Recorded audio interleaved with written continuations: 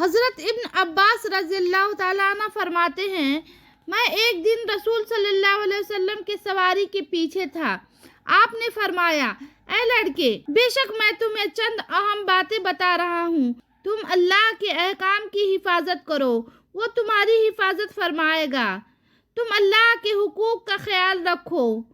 اسے تم اپنے سامنے پاؤ گے۔ جب تم کوئی چیز مانگو تو صرف اللہ سے مانگو،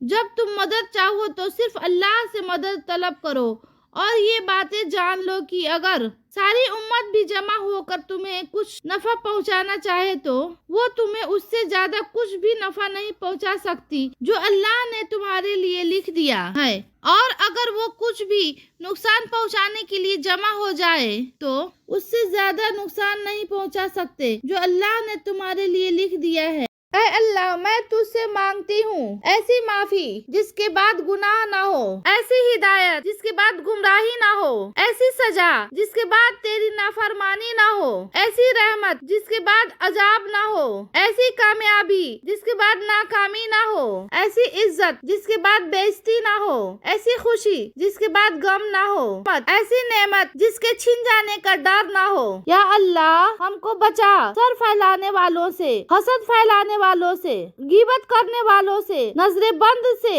اور منافقت سے، اور ہمیں شامل کر اپنے پیارے بندوں میں، اور ہمیں اور ان میں تیرے حضرت محمد صلی اللہ علیہ وسلم سے محبت کرنے والے ہیں، اور